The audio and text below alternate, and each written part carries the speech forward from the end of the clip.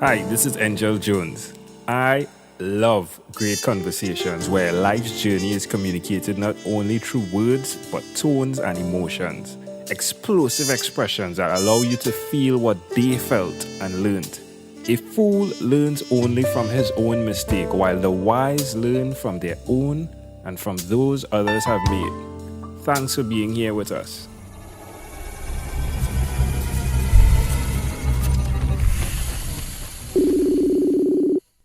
Good morning, Pam Masters. How are you going on this wonderful, beautiful morning? I'm doing really well. How are you? I'm excellent. It's great to connect with you. Isn't Misty Gilbert something? She has been an impact in my life for several years. I follow her religiously on Facebook. She really has had quite a journey, and learning from her is helping me all the time. Yes, Misty is amazing. Misty is amazing. So tell me, Pam, which of your talents is responsible for us meeting? Misty's responsible for us meeting.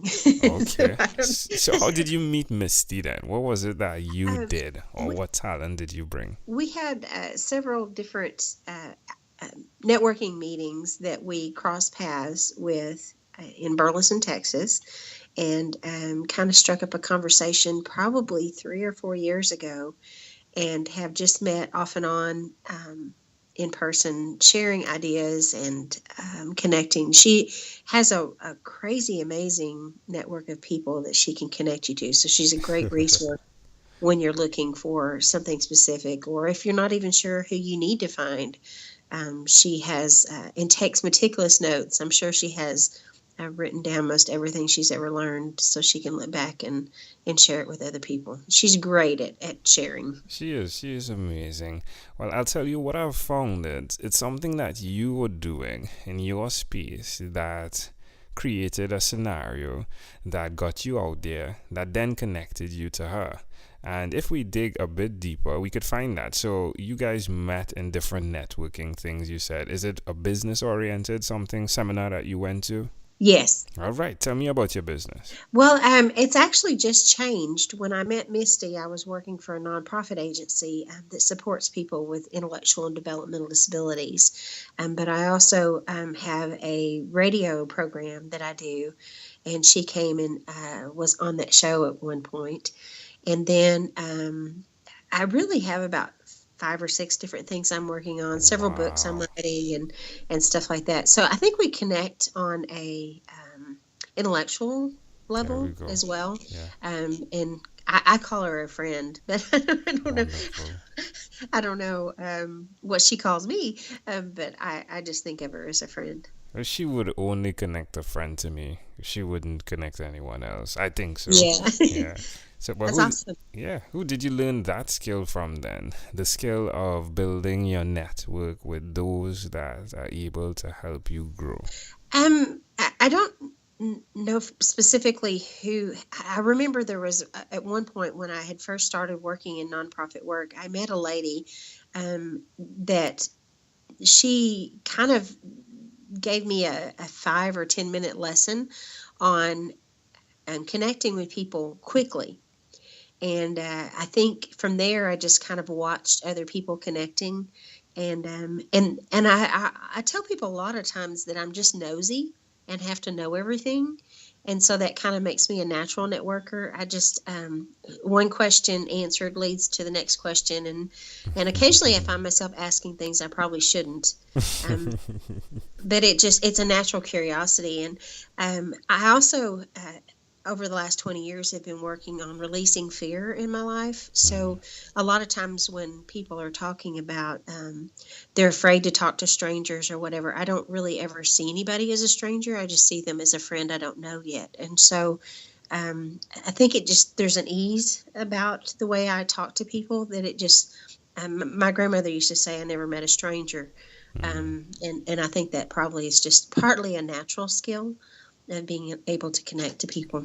I love that. But I'm not really sure exactly if it's, who I attribute that skill to, or if it's just something I learned or as a part of my makeup. I honestly don't think about it too much. It definitely seems as though it's part of your makeup, most definitely. Share with us one other thing that you've done consistently over the past 3 years, please. I think social media and trying to learn more about what people can do for each other, and then connecting people. My favorite thing to do is find somebody that has a need and then be able to know who they can talk to, and maybe not necessarily for the answer to that need, but then they would know somebody. So I collect great networkers. I'm connected to quite a few of them, and they almost always have the answer that I'm looking for. That's a good idea. How does it make you feel? I think it's fun. It's kind of like almost like a hobby, like where some people make a toy or do something creative that way. For me, it's just connecting people is something I enjoy doing, and watching that once I've kind of connected them and watching their relationship grow and realizing that was what I was there for, was actually just to connect them so that they could move forward. Why would you suggest someone do that? Build a network of connectors. It's kind of funny. I think for me, I also have a really huge belief that every question already comes with an answer. And so it just makes it easier if you know a lot of people that are also out there making things happen. It just really, before you even have a problem, there's already a solution. You just got to connect the two. Almost like building a puzzle. And like I said, I just think it's fun. For me, it's just kind of one of those little things. Oh, that was cool. Those people needed to know each other. Just as last week, the job I have now, I actually work in a hospice where we help families who have a loved one who has been diagnosed with a life-limiting illness. And so one of the things we like to do is support the agencies that we partner with for their services, like nursing homes and facilities that provide care. And so one of those facilities reached out to me and said, hey, we need a Santa Claus. Well, it just so happens I know Santa Claus, and called him up and hooked him up so that, and it's just having those connections. Right now I'm in the process of actually building a resource book of all the different resources that support people with life-limiting illnesses or even senior citizens. And that's another one of my passions, is just because I have to know everything. Yes. I work with a local book publishing every 2 years. It has a listing of all the nonprofits and agencies that provide services in our area. Oh, amazing.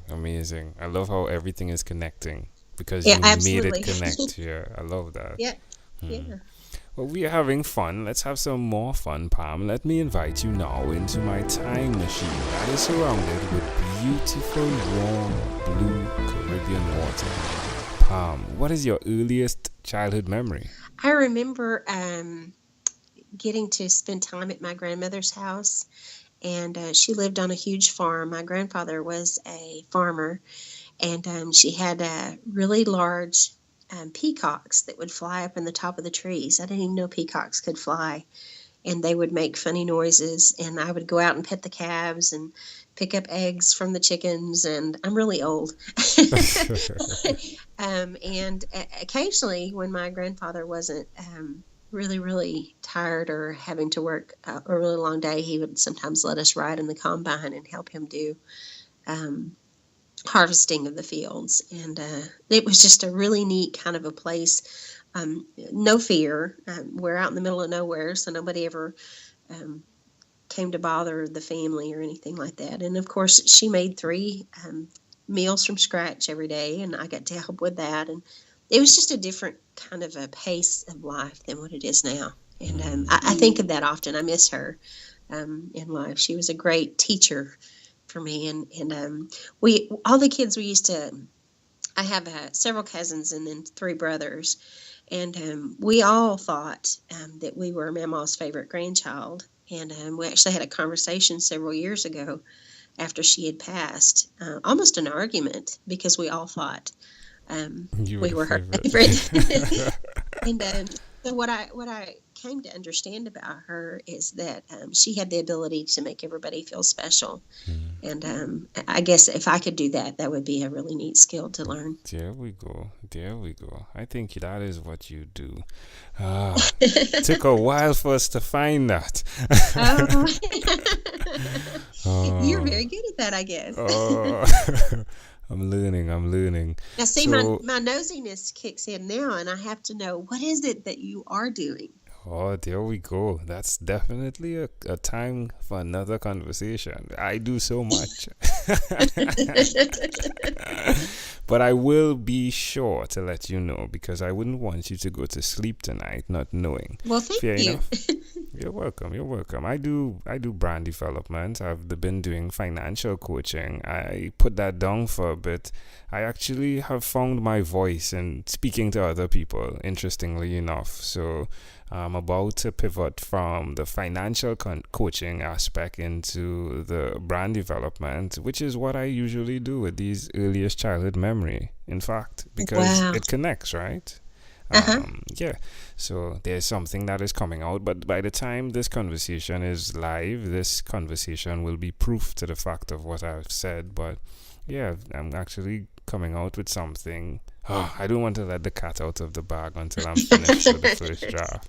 Yeah, well, I'm nosy, and I have to know. Well, what I will do is put you on my my list of priority in terms of communicating what I'm doing. Yeah, awesome. But in terms of the brand development side, like my wife, she writes poems. Interestingly enough, she's a nurse, right? And she would write the poem, and I would develop everything around it, and then I've been responsible for developing her brand and everything you see that goes with that. And I think that once you're doing that from an integrity perspective, which is the core of who the individual is, then it's very easy. It's not that type of brand that is false. It's a real brand. It's the true brand, especially like with you. Your true brand is, as you said, making people feel special. And you can go very far and wide with that because it's who you are. And then it's pretty simple to brand it. Awesome. What a neat vocation. I love it. If we fast forward to when you were 12 years old, what was your favorite song? I think there was a couple of different songs, but I remember, and I'm not sure why I think of this song, but there was, I didn't know at the time that it was sad, but the song that I liked a lot was Cats in the Cradle. And it wasn't until I was an adult that I actually knew that was a sad song. I think it even looks back to the type of life that you connected to, which is the simplicity, right? Probably so. And I didn't. The childhood that I had when I was spending time with my grandparents was different than my home life. Our home life was kind of a mess, and so that was always kind of a respite to get that time in the summer to go be in simple living and stuff. And so I think I really connected to that Cats in the Cradle song because my relationship with my dad was not great. But I didn't even know at 12 what the song was about. I just remember liking it. That is debatable. Everything is debatable, I think. Yes, you're correct, but I'm saying that based on the conversations I've had, it seems as though instinctively there is more that you know that you did not know you knew. Well, and I think probably that may be very true, but I think even then, knowing what I know about the song now, it would have been different because as you grow in awareness, everything is a new layer of meaning. I don't spend a whole lot of time in reflection because I put a lot of those things in my coaching and things that I received. I put a lot of those things to rest. I don't worry about them. I don't stress over them. Like I said, I'm really working on deleting all fear. And then I think fear is just something about the unknown. So there's not really a whole lot I have to resolve as far as my history. So it just means a different thing now at 53 than it did at 12. Yeah, I think you find it, you see it, you uncover it, and then you move on. And that is the key. We don't hoard those things, you move on.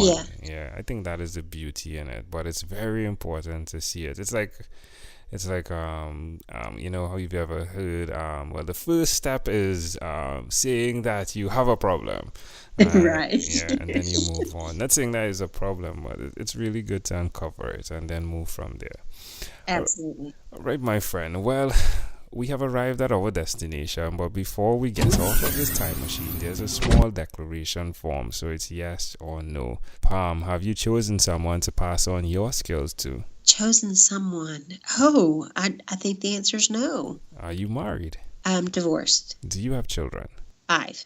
Ooh, boys and girls? Yes, mixture of both. Wonderful. Do you believe in God? Absolutely. Do you have an inner circle of friends? I do. Do you watch TV for more than 3 hours a day? No. Oh, how about 3 hours a week? Maybe. What about screen time, the phone or the computer? Is it more than 8 hours a day or less than 8 hours a day? It's probably more because I do a lot of computer work at my job. Pam, this was a great pleasure. Before you leave, is there anything you'd like to share with our amazing audience? I don't know that I have any worldly advice or anything, but I know that for me, about 20 years ago, getting on a journey to understand peace and harmony in life was life-changing, and I encourage everybody to discover what that means for them, because a life lived in peace and harmony is so much more pleasurable and fantastic than being afraid of everything. Love it. Pam Masters. Ooh, named well. Master that. Pam Masters, thank you for being on 12-Minute Convos with Angel Jones. Thank you. Amazing audience. Before you leave, there's one person I'd like to introduce you to, Amanda Jones. She is my wife, and her passion is to educate, encourage, and empower.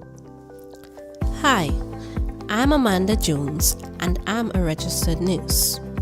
Do you or someone you know have diabetes?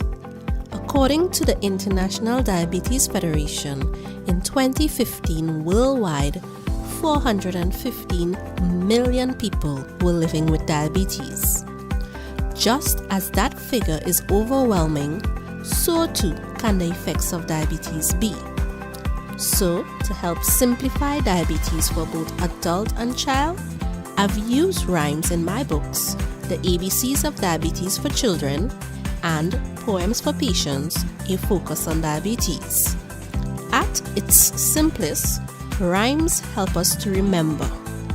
If you, a child or friend, want an easy, reader-friendly way to know about diabetes, then get a copy of these books. For more details, you can go to poemsbyaj.com. That's poemsbyaj.com.